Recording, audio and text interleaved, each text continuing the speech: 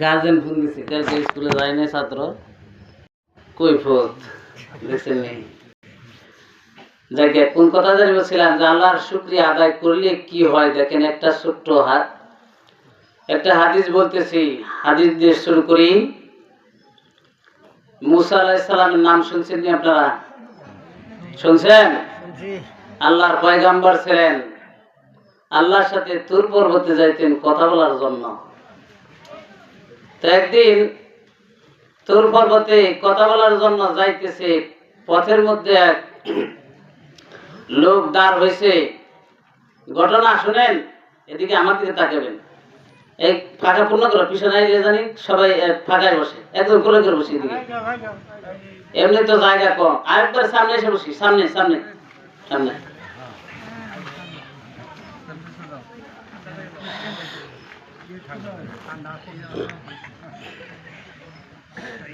দরুদ শরীফ পড়ি, আল্লাহুম্মা সাল্লি আলা সাইয়্যিদিনা মাওলানা মুহাম্মদ ওয়া আলি সাইয়্যিদিনা মাওলানা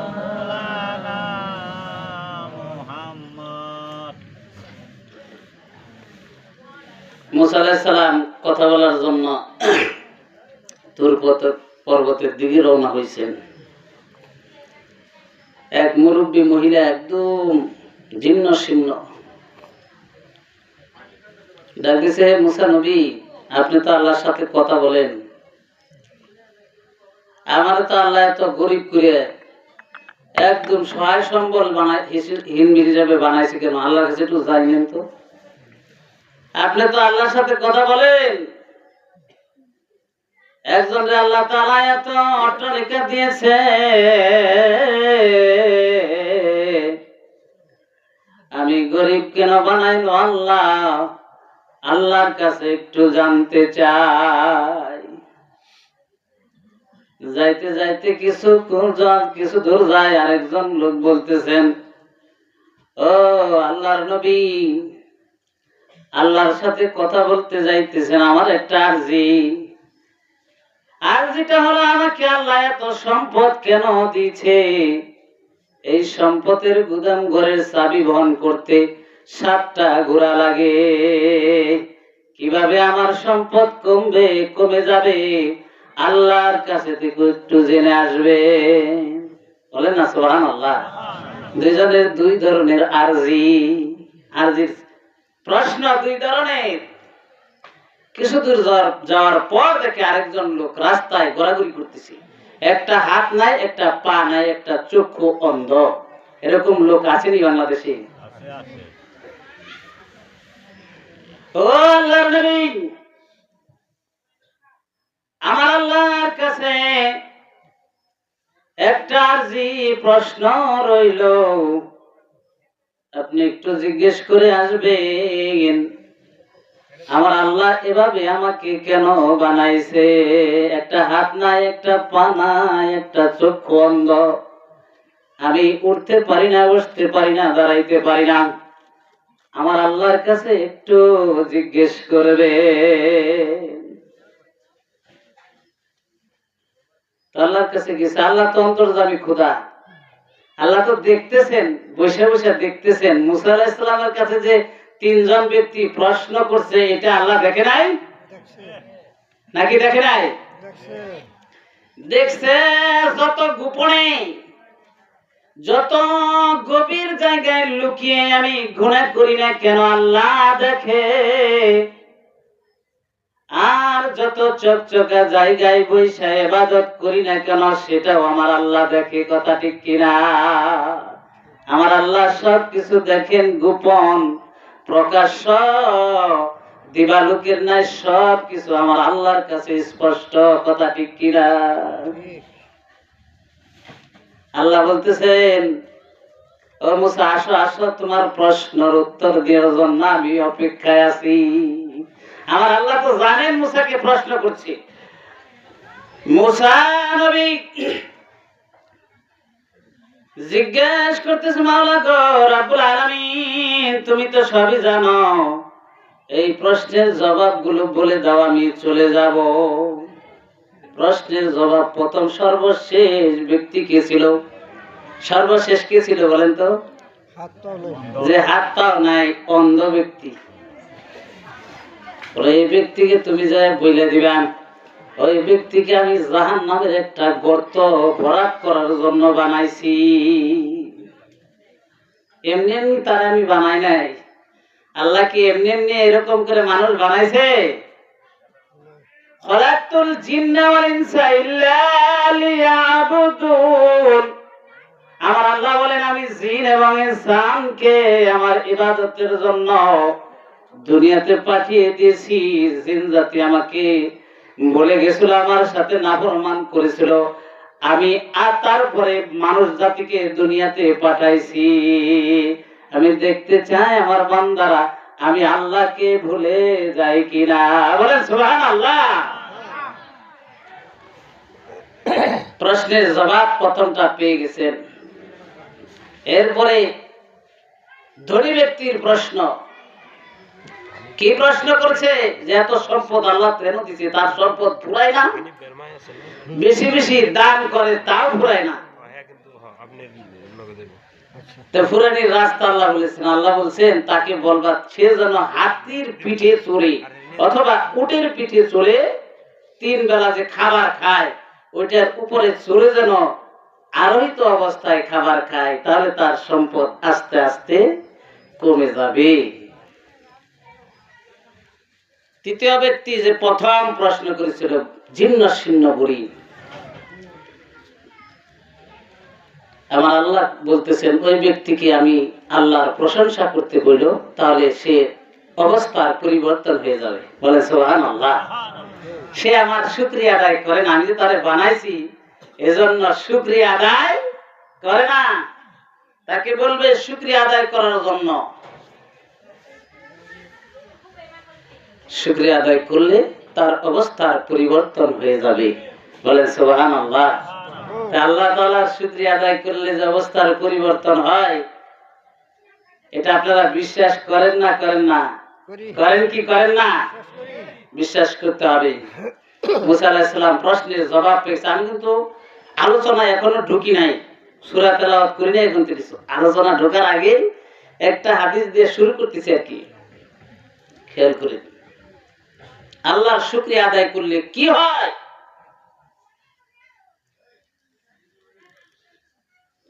ওই ব্যক্তি সর্বপ্রথম ব্যক্তি মাটির মধ্যে গড়াগড়ি করতেছে আর সুবহানাল্লাহ বলতেছে। বলে সুবহানাল্লাহ। যতবার গড়াগড়ি করে একবার করে সুবহানাল্লাহ, আল্লাহু আকবার, আলহামদুলিল্লাহ বলে। বলেন সুবহানাল্লাহ। হলো নবী, আপনার অপেক্ষায় ছিলাম আমার প্রশ্নের জবাব দিবেন। আমার আল্লাহ অবশ্যই আপনাকে প্রশ্নের জবাব দিয়ে দিয়েছে। তাড়াতাড়ি বলেন, তাড়াতাড়ি বলেন। বলতেছে ও ব্যক্তি, তোমাকে তো আল্লাহ এমনি এমনি সৃষ্টি করে নাই। আমার আল্লাহ তোমাকে জাহান্নামের একটা গর্ত ভরাট করার জন্য বানাইছে। এমনি এমনি আমার আল্লাহ তোমাকে বানাই নাই। এই ব্যক্তি প্রশ্নের জবাব শোনার সাথে সাথে জোরে সুরে বলেছে আল্লাহু আকবার। বলে সুবহানাল্লাহ। সুবহানাল্লাহ, আলহামদুলিল্লাহ বলেছে। আল্লাহ তাআলার প্রশংসা এত মহব্বত নিয়ে বলেছে। বললে তোমাকে জাহান্নামের গর্ত ভরাট করার জন্য বানাইলো, তুমি কেন আল্লাহর প্রশংসা করলে?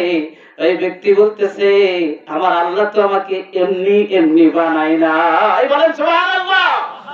আমাকে তো বিনা কারণে বানাই নাই, আমার আল্লাহ এই কারণে বানাইছে, আমি খুশি হয়েছি, এমনি এমনি বানাই নাই।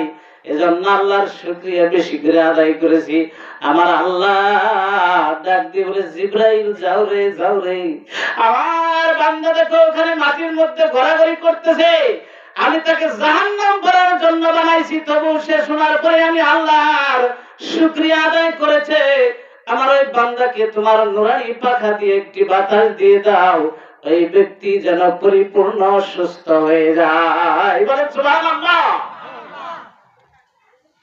জিবরাইল সাথে সাথে ওই ব্যক্তির সামনে এসে গেছেন এবং সাথে সাথে নুরানি পাখা দিয়ে একটা বাড়ি দিয়েছেন, হাওয়া দিয়েছেন। ওই ব্যক্তি টকবগে যুবক হয়ে গেছে। বলেন সুবহানাল্লাহ। লা ইলাহা ইল্লাল্লাহ, লা ইলাহা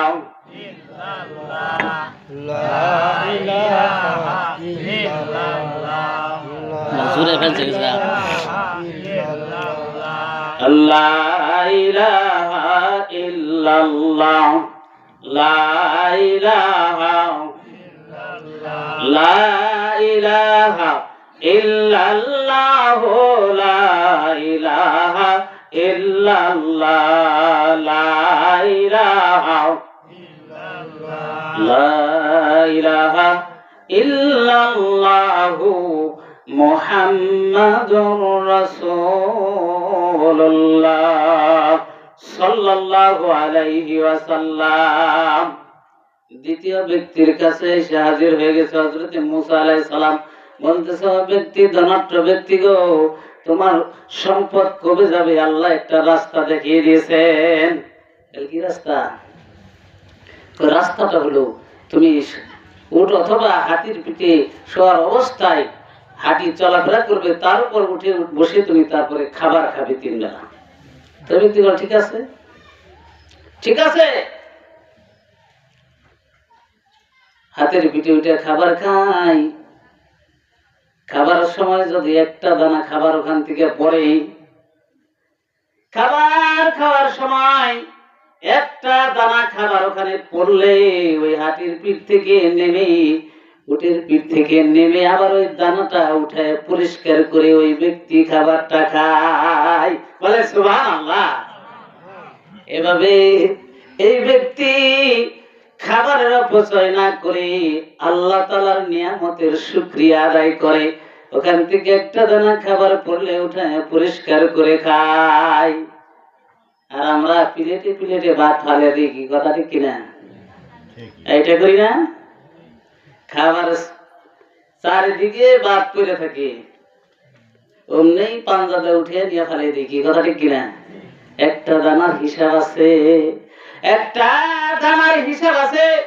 আল্লাহর নবী সাইয়্যিদুল মুরসালিন রাহমাতুল লিল আলামিন একদিন ঠিক দুপুরের সময় রাস্তার মধ্যে রওনা হলেন। 2 দিন যাবত কিছু খায় না, ক্ষুধার্ত অবস্থায় রাস্তায় বেরিয়েছে, একটু হাঁটাহাঁটি করবে। বলেন সুবহানাল্লাহ। কিছুদিন যাওয়ার পর আল্লাহর নবীর সাহাবী হযরতে আবু বকর সিদ্দিক রাস্তায় বের হয়ে রাসূলের সাথে দেখা হয়ে গেছে। জিজ্ঞেস করতে, আবু বকর আপনি কেন বের হয়েছেন? কেন আল্লাহ আপনাকে নবীকে, আপনি নবীকে যে উদ্দেশ্যে রাস্তায় বের করেছে, আমি আবু বকরকে সেই উদ্দেশ্যেই বের করেছে। বলেন সুবহানাল্লাহ। কিছু দূর যাওয়ার পর হযরত উমরের সাথে দেখা হয়ে গেছে। হযরত উমর রাস্তায় আসছে, জিজ্ঞেস করছে, ও উমর তুমি কেন বের হয়েছ? আল্লাহ আপনাকে এবং হযরত আবু বকরকে যে কারণে রাস্তায় বের করে আনছে, আমি উমরকে সেই কারণেই বের করে আনছে। বলে সুবহানাল্লাহ। তাহলে আসছে তো আসো, সামনের দিকটি অবশ্যই হই। কিছুদিন যাওয়ার পরে একদম আনসার সাহাবীর বাড়ির সামনে যে ডাক দিছে, ও আনসার সাহাবী তুমি বাড়িতে আসো, আসসালামু আলাইকুম। সালাম দিছে। আনসার সাহাবী সালামের জবাব আসতে দিতেছে, আল্লাহর রাসূল জানি কান পর্যন্ত না পৌঁছায়, আরো জানি সালাম বাড়িয়ে দেয়। বলে সুবহানাল্লাহ। কারণ আল্লাহর নবী যদি আসসালামু আলাইকুম বলে, তার বাড়িতে অবশ্যই শান্তি বর্ষিত হবেই হবে। বলেন সুবহানাল্লাহ। আবার আল্লাহর নবী সালাম দিয়েছে, আসসালামু আলাইকুম। আবার জবাব দিয়েছে আস্তে আস্তে, আবার একবার জোরে সালাম দিয়েছে। সালামের জবাব ওখান থেকে উত্তর আসছে জোরে সোরে, রাসূলের কান পর্যন্ত পৌঁছাইছে। বলে সুবহানাল্লাহ। জিজ্ঞেস করতে, আনসার সাহাবী তুমি প্রথম 2টা সালামের জবাব দিলা না কেন? বলে আমি অপেক্ষায় আছিলাম, আল্লাহর নবী আমার জন্য রহমত কামনা করতেছে, আল্লাহর নবী যেন আরো বেশি বেশি আমার জন্য রহমত কামনা করে, এটা আমি বারবার চাইছিলাম। বলে সুবহানাল্লাহ। আনসার সাহাবী থেকে বেহুশ হচ্ছে। আল্লাহর নবীকে বলছি, ইয়া রাসূলুল্লাহ, ইয়া হাবিবাল্লাহ, আপনি কেমনি করে আমার বাড়িতে চলে আসছেন?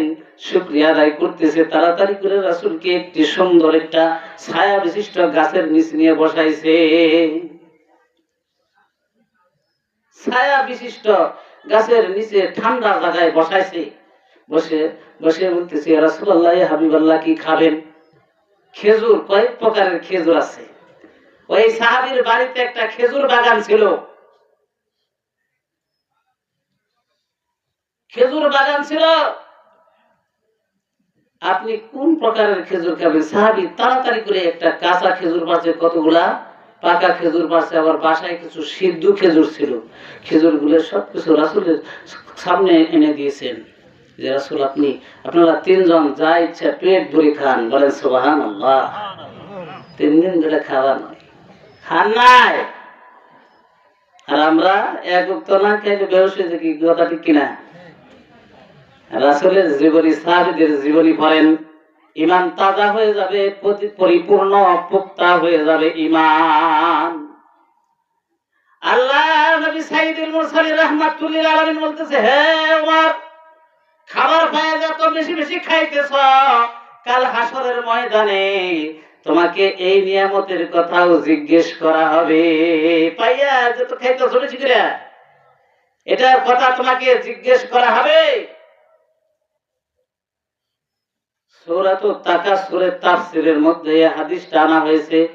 তাফসীরে ইবনে কাসির তেলাওয়াত করে দেখবেন, পড়ে দেখবেন, এই হাদিসটা স্পষ্ট আনা হয়েছে। তিরমিজি শরীফে হাদিসটা আছে। হাদিস কত সুন্দর কথা, দেখছেন নি?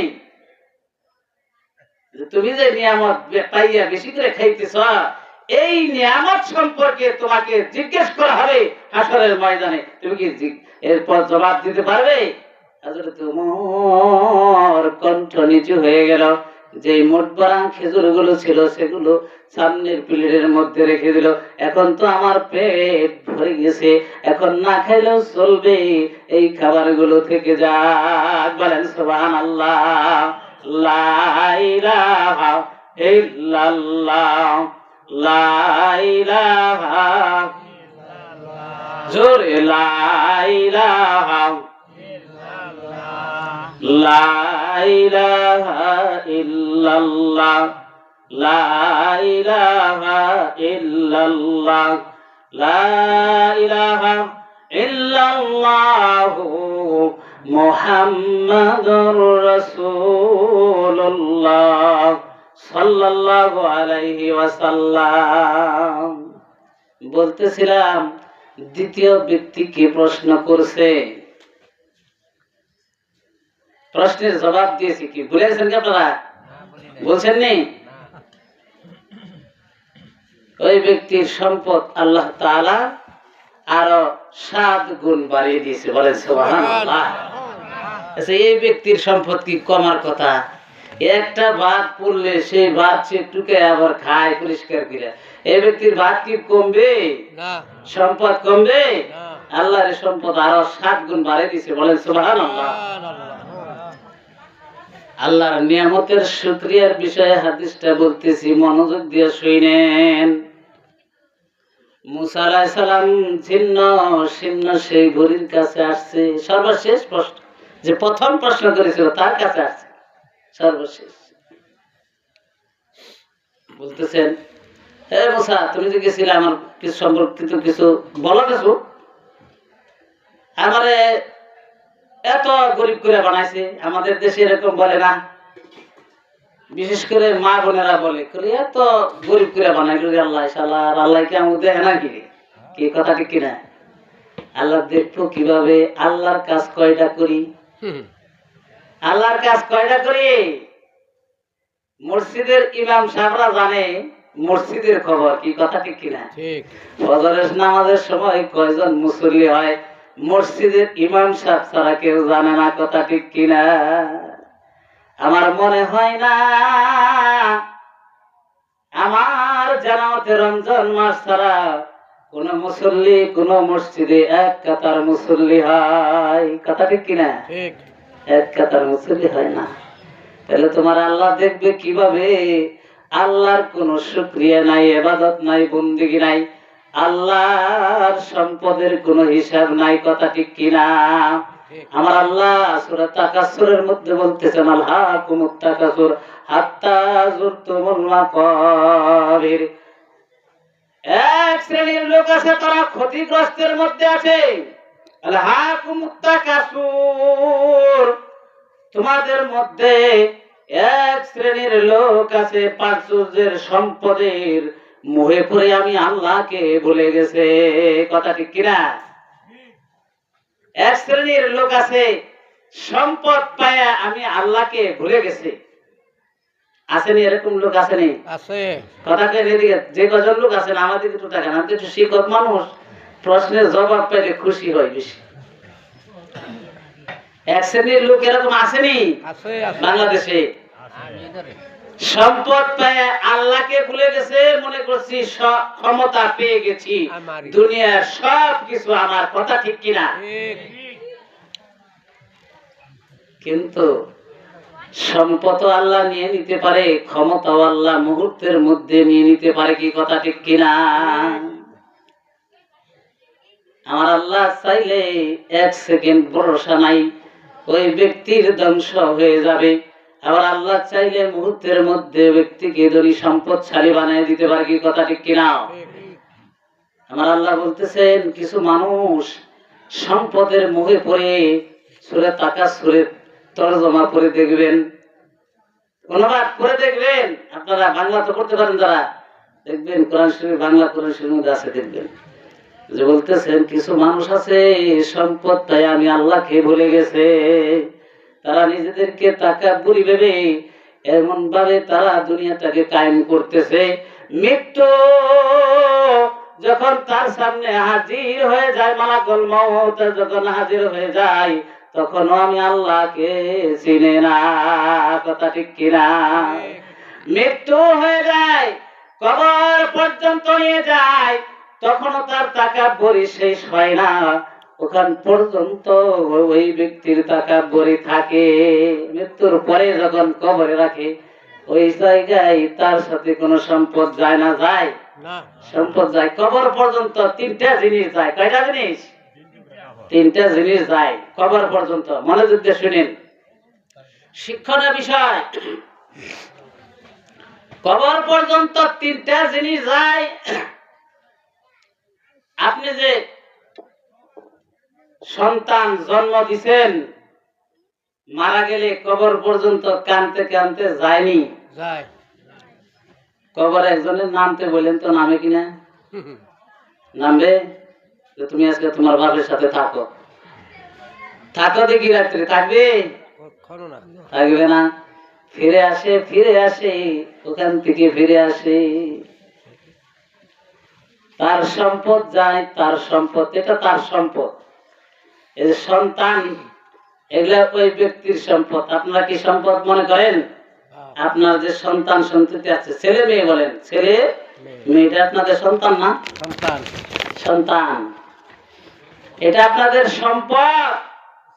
সম্পদ কবর পর্যন্ত যায়। আপনার সাথে কবর পর্যন্ত আমল যাবে? যাবে না? যাবে।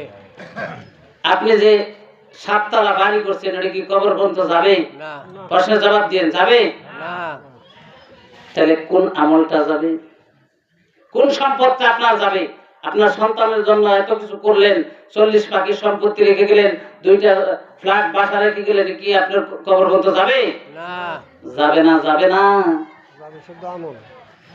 আপনার সম্পদ ওইটাই আপনার সম্পদ। তাফসীরকারগণ তাফসীর ইবনে কাসিরের মধ্যে তাফসীরকা এই সুন্দরভাবে আয়াতের ব্যাখ্যা করেছেন, তোমার সম্পদ কোনটা? তুমি জীবদ্দশায় বেঁচে থাকতে তোমার অর্জিত সম্পদ আল্লাহর রাস্তায় যেটা খরচ করে গেছো, ওইটা কবর পর্যন্ত যাবে।